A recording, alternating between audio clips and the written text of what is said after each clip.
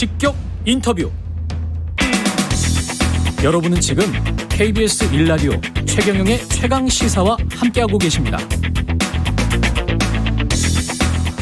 네, 도쿄올림픽을 계기로 문재인 대통령 일본 방문하기로 했었던, 그리고 한일 정상회담 추진하기로 했었던 것이 결국은 무산됐죠. 박수현 청와대 국민소통수석 연결돼 있습니다. 안녕하세요. 네, 안녕하세요. 박수현입니다. 예. 결국은 일본에 안 가기로, 이번 올림픽 계기로는 안 가기로 한 건데, 최종 이렇게 결정하게 된 배경은 뭘까요? 네, 우선 국민께 굉장히 좀 반갑고 기쁜 소식을 전해드리기를 원했고 노력을 해왔지만, 이런 소식을 전해드리게 돼서 좀 매우 안타깝습니다.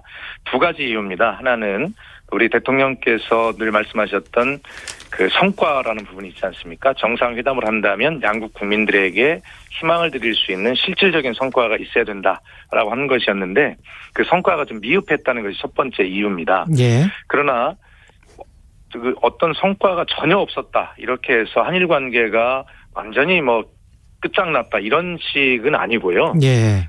상당한 성과가 있었습니다. 저희가 국민께 설명을 드릴 수 있는 그런 수준에 약간 못 미치는 그런 수준이었는데요. 그래서 이런 쌓인 성과들을 바탕으로 저희는 다시 해나가야 되겠다, 이런 생각도 가지고 있고, 예. 그다음에 두 번째는 온 국민이 다 아시겠습니다만, 이 협상의 마지막 부분에 불거졌던 불미스러운 일, 소마공사의 발언, 망언과 관련된 이런 상황들, 이런 것들이 어쨌든 우리 국민의 정서에 미치는 영향, 이런 것들을 또 고려하지 않을 수도 없었습니다. 예. 그러나 분명한 것은 양국 간에 굉장히 우호적인 분위기에서 한일 현안을 해결하기 위한 협상을 진행해 왔고, 상당 부분 성과가 쌓여 있다. 그래서 우리 신뢰를 가지고 다시 또 논의해 나가면 좋은 결과에 이를 수 있겠다라고 하는, 그것도 또 성과입니다. 소마공사의 망언이 요인이 된 거는 맞는 것 같은데, 실질적인 성과가 좀 진척되고 있었던 게 어떤 것들이 있었나요? 그렇다면? 예, 양국 간의 외교적으로 협상한 내용을 밝히는 것은 예의가 아니기 때문에 말씀드릴 수 없습니다만, 그러나 누구나 예측할 수 있는 한일 간 현안이라고 하는 것은 과거사 문제가 있을 수 있고요. 이 과거사에는 위안부 문제, 징용 우리 문제, 이런 문제가 있지 않습니까? 또 수출 규제의 문제가 있고, 그다음에 후쿠시마 원전 오염수의 그 배출 문제, 이런 것들을 포함한 한일 현안들이 이제 쭉 여러 가지가 있는 것은 다 아실 수 있는데요. 각종 현안들에 조금씩 구체적으로 많은 논의를 해왔습니다. 그리고 상당 부분, 다시 강조합니다만, 상당 부분 진척이 있었다, 이런 말씀을 드리고, 다만 저희가 국민께 이것이 그 정상회담의 성과입니다라고 기쁘게 보고 드리기에는 약간 못 미치는 부분이 있어서 더 논의해 가기로 그렇게 했고, 문재인 대통령께서도 실무 간의 협의를 더 진행해 가라, 이렇게 어제 지시를 하셨습니다. 그럼 과거사 위안부 수출 규제, 후쿠시마 오염수와 관련된 논의는 계속하고 계시는 것 같고, 한일 군사정보보호협정 정상화 관련해서는 좀 이야기가 계속 있었습니까, 이것도? 예, 한일 간 현안에 많은 부분들이 포함되어 있다, 이렇게만 말씀드리겠습니다. 아, 그렇군요. 예. 그럼 앞으로 계속 진행이 될 것이고, 그러면은 한일 정상이 만날 가능성이 여전한 거군요. 어제 그 스가 총리께서도 저희가 방일이 안 되겠다라고 입장을 밝힌 이후에도 아쉬움을 표시하시면서 앞으로 좀 잘 이루어지길 바란다는 또 의지를 표명하셨거든요. 스가 총리께서도 이번에 그 실무 협의 과정 중에 상당한 성과가 양국 간에 진전이 있었다는 것을 알고 계시기 때문에 그런 희망과 의지를 표현하시는 것으로 보고요. 저희 문재인 대통령의 의지야 워낙 강력하시니까요. 또 문재인 대통령뿐만이 아니라 대한민국의 어떤 대통령도, 그리고 대한민국 국민은 그런 보편타당한 세계 평화를 위한 노력을 해온 우리 국민이기 때문에 그렇게 하겠습니다만, 일본도 의지가 강하고 우리는 기본적으로 의지가 이제 강한 것이기 때문에 계기만 잘 마련이 되면 문재인 대통령의 임기 안에 어떤 또 양국 정상이 회담을 할 수 있는 계기가 만들어지기를 저희는 소망하고 있습니다. 일본도 의지가 강하다 이렇게 말씀을 하셨는데 일본도 의지가 강합니까? 예, 어제 스가 총리의 말씀을 보면 그렇게 판단하고 있고 예. 또 저희가 실무 협의를 하는 과정 중에서 상당한 진척이 있었다라고 제가 계속 강조하고 있습니다만 그렇군요. 그런 것을 보면 일본도 의지가 있는 것이고 예. 일본과 우리는 가까운 이웃 아니겠습니까? 그렇죠. 그렇게 관계 회복이나 미래지향적 어떤 발전 관계를 갖지 않고는 살 수 없는 그런 이웃 국가라고 하는 것은 다 알고 있는 것이기 때문에 굳이 강조를 하지 않아도 그런 네. 방향으로 갈 것이다 그렇게 생각합니다. 우리는 아까 말씀하시는 그런 현안들도 있고 일본 입장에서는 어떤 뭐랄까요 필요성이 있을까요? 일본은 당연히 지금 코로나 상황 하에서 치러지는 올림픽 아니겠습니까? 예. 일본을 생각하면 역지사지를 해보면 예. 정말 그 올림픽이 안전하고 성공적으로 잘 치러지기를 바라는 그런 마음을 정말 저희는 여러 차례 표명을 했습니다. 예. 입장을 바꿔놓고 생각해도 저희가 그 입장이라면 그렇지 않겠습니까? 그렇겠네요. 예. 네, 그래서 그 일본의 그 올림픽 어제 대통령께서도 방일은 하지 못하지만 일본의 올림픽이 세계인의 평화 축제인 만큼 안전하고 성공적으로 치러지기를 바란다라고 하는 말씀을 다시 한번 그렇게 강조하셨거든요. 그래서 예. 일본은 뭐 그런 상황 속에서 여러 가지를 또 해결해야 되는 문제가 있을 것이고요. 예. 하여튼 일본의 입장을 충분하게 이해하고 있고 이번 실무 협의 과정에서 서로 조금씩 진척을 이루어서 상당한 그 양국 간의 어떤 합의 직전까지 이른 상황에 대해서 일본의 의지를 높이 평가합니다. 예, 알겠습니다. 국내 현안도 좀 여쭤봐야 될 것 같은데 방역 상황 관련해서 지금 계속 뭐 1,000명이 넘고 있지 않습니까? 일일 확진자 숫자가. 청와대는 그렇습니다. 어떻게 생각하세요? 이 지금 상황을? 뭐 어떤 말씀을 드릴 수 있겠습니까? 정말 이 상황을 엄중하게 인식하고 있고요. 예. 그동안에 저희가 K-방역이라고 세계 다른 나라에서 이렇게 칭찬을 받았던 그런 것이 우리 국민, 특히 소상공인과 자영업자 그리고 고용 취약계층에 계신 국민들의 희생과 헌신 위에 이루어진 것인데 이런 국민께 정말 죄송스럽다는 생각을 하고요. 무한 책임을 져야 되겠다는 자세로 저희는 지금 방역과 백신 접종 그리고 민생경제 활력 이거 외에는 생각할 겨를이 없다 이런 말씀을 꼭 드리고 싶고요. 예. 마지막 이제 이 델타 변이 바이러스의 확산이라고 하는 것은 저희만의 상황이 아니라 세계 모든 나라의 상황이고 백신을 한 60에서 70% 정도 접종을 이룬 미국, 영국, 이스라엘 같은 나라도 하루에 확진자가 수만 명씩 나오고 있는 것 아니겠습니까? 예. 이런 세계의 상황과 비해서 저희가 좀 덜하다. 뭐 이렇게 저희가 말씀드리려고 하는 것이 아니라 예. 이런 것이 새롭게 우리나라뿐만이 아니라 세계 모든 국가 인류에게 주어진 또 다른 도전 아니겠습니까? 이런 예. 것을 지금까지 마스크를 대란을 잘 극복해왔고 재난지원금의 논쟁도 잘 이겨내서 모델을 만들었고 그다음에 백신 공급 문제도 처음에 정말 많은 걱정이 있었습니다만 이제 백신 확보 문제는 제대로 계약된 대로만 두르면 이상이 없는 상황으로 오지 않았습니까? 예. 이렇게 위대한 국민의 힘으로 극복해온 과거들이 있으니까 이번 문제도 이렇게 함께 국민의 힘에 의해서 극복해 나가자라고 하는 말씀을 드리고 청와대는 정말 무한 책임을 지고 정부는 그렇게 국민과 함께 하겠다라고 하는 말씀밖에 드릴 게 없습니다.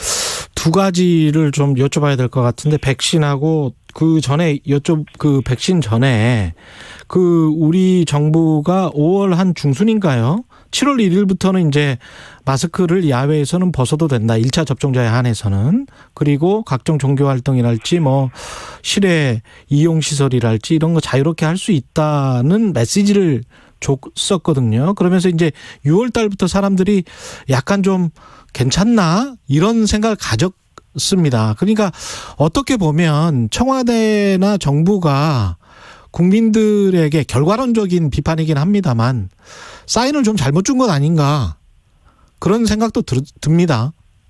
예, 그런 비판을 겸허하게 수용합니다. 예. 그러나 지금 앵커께서도 결과론적 비판이라고 말씀하셨습니다만 예. 이 델타 변이 바이러스라고 하는 이런 새로운 환경의 출현을 걱정은 했습니다만 또 면밀히 그걸 엄중하게 지켜보고 있었습니다만 이렇게 될 것을 예상하고 어떤 정책을 할 수는 없는 노릇입니다. 예. 정말 뭐 다른 미국이나 영국이나 이스라엘 예를 제가 말씀드렸습니다만 세계 다른 나라가 다 마찬가지 아니겠습니까? 예. 그리고 정부는 이런 어떤 방역 전문가들의 의견을 최우선으로 들으면서 방역 정책을 수립합니다만 예. 그러나 정말 이 힘들어진 민생 경제, 아까 말씀드렸습니다만 자영업자, 소상공인, 고용 취약계층의 국민들의 이런 민생 경제 활력도 고민을 해야 되는 것이 정부의 숙명입니다. 네. 그렇기 때문에 그런 전문가 의견을 들으면서도 이런 것과 사이에서 어떤 결정을 해야 되는가 정부는 늘 고민하고 있고 네. 국민 편에서만 결정을 하는 것인데 결과론적으로 그런 부분이 어떤 좀 국민의 경각심을 조금 느슨하게 이렇게 만들었다든가 하는 부분도 있을 수 있습니다. 예. 어쨌든 이 모든 것을 정부가 책임을 지는 자세를 임하고 있고 또 책임지는 자세로 국민과 함께 극복하겠다라고 하는 그런 강한 또 의지도 함께 말씀을 꼭 드리고 싶습니다. 예, 관련해서 야당에서는 그 김호랑 기획관의 오판으로 델타 변이 바이러스가 더 퍼진 게 아니냐. 그래서 경질을 해야 되는 건 아니냐. 이런 이야기를 하고 있는데요. 어떻게 생각하세요? 예. 그 마침 질문을 주셔서 오늘은 좀 꼭 좀 한번 말씀을 드리고 싶은데요. 예. 우리 국민의힘 김기현 원내대표님께서 예. 주셨던 말씀을 깊이 새기고 잘 들었습니다. 예. 그리고 그 말씀을 정중하게 저희가 들었기 때문에 그 말씀에 대해서 지난 한 10여일간 한 말씀도 드리지 않고 있었거든요. 그런데 이 말씀은 꼭 드리고 싶어요. 예. 뭐 저희가 틀리다 맞다 이런 것이 아니라 이 코로나 재해에 대해서는 어떤 컨트롤 타워가 중층적인 구조를 가지고 있습니다. 무슨 말씀이냐면 방역 현장에서의 컨트롤 타워는 질병청이 지는 것입니다. 예. 최고 사령관이죠. 예. 당연하지 않습니까? 전문가 집단이 방역을 책임지고 하는 것이고요. 예. 그다음에 그 질병청의 그런 업무, 전문가들의 업무를 도와주는 행정적으로 범정부적으로 지원하는 그런 컨트롤 타워는 중대본입니다. 그리고 이 모든 것을 다 포함하고 외교 안보의 영역까지 고려하면서 최종적인 책임을 지는 최후의 컨트롤 타워는 청와대가 맞습니다. 예. 그러나 김호란 방역기획관이 컨트롤 타워냐라는 그런 질문에 대해서 그렇지 않다라고 말씀을 드렸는데 청와대가 최종적인 청와대 시스템이 컨트롤 타워지 한 개인이 책임일 수는 없거든요. 그래서 저희는 정말 야당과 언론의 그 말씀을 엄중하게 듣고 있기 때문에 한 번도 이런 말씀을 드리지 않았지만 오늘은 한번 설명을 드리는 이유는 그런 말씀을 잘 들으면서 더욱 엄중하게 저희 책임감을 가지고 임하고 있다라는 예. 말씀을 꼭 좀 한번 드리고 싶고요. 예. 야당과 일부 언론의 말씀을 정말 잘 듣고 있다 이렇게 꼭 말씀을 드리고 싶습니다.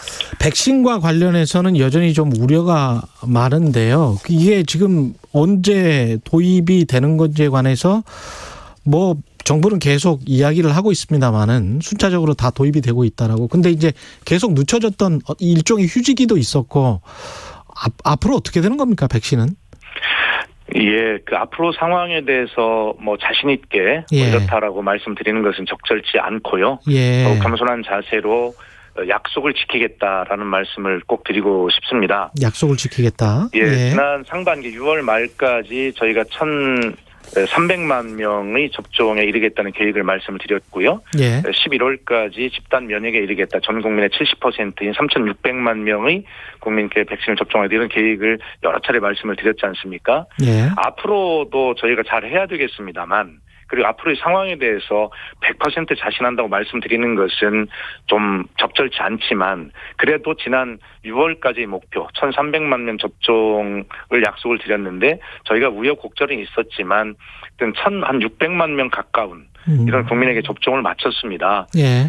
그래서 한 6% 이상 저희가 좀 앞서서 약속을 지켰다는 말씀도 꼭 드리고 싶고, 그렇게 보면 앞으로도 우여곡절은 있겠지만 예. 그런 정부의 약속을 국민께서 꼭 믿어주시고 함께 손을 잡고 극복하자라고 하는 말씀을 다시 한번 드리고 싶습니다.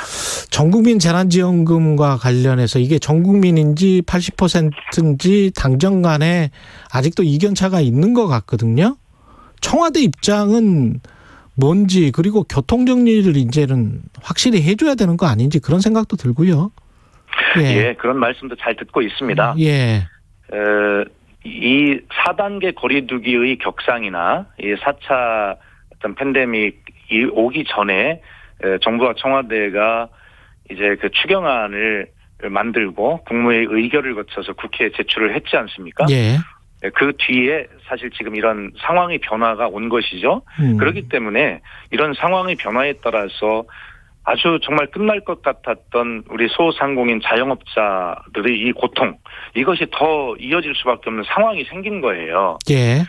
그렇기 때문에 그리고 나서 이제 그 추경안이 국회로 넘어갔는데 이런 상황의 변화를, 국민의 고통을 국회가 예결위 심의 과정에서 정말 세밀하게 질의해 주시고 정부는 또 열린 자세로 그 상황의 변화를 받아들이고 이러면서 어떤 안이 결정이 되는 과정입니다. 예. 그렇기 때문에 국회가 무슨 뭐 당과 또 정부가 또 충돌하는 뭐 이런 모습으로 보시지 마시고 더 세밀하게 이런 상황을, 변화된 상황에 대한 대안을 추경안에 반영하기 위해서 서로 논의하는 과정이다, 이렇게 이해를 해주시고요. 청와대가 그것을 뭐 이렇게 해라 저렇게 해라라고 결정할 단계는 아닙니다. 그러나 그 국회에서 세밀하게 국민의 고통을 반영하는 논의를 해주기를 청와대는 당정청 회의를 통해서 그런 분위기를 중재하고 그런 유지하고 가는 알겠습니다. 역할을 지금 하고 있다, 이런 말씀을 드립니다. 예, 박수현 청와대 국민소통 수석이었습니다. 고맙습니다. 감사합니다. KBS 1라디오 최경영의 최강시사 1부는 여기까지고요. 잠시 후 2부에서는 이재명 경기도지사 만납니다.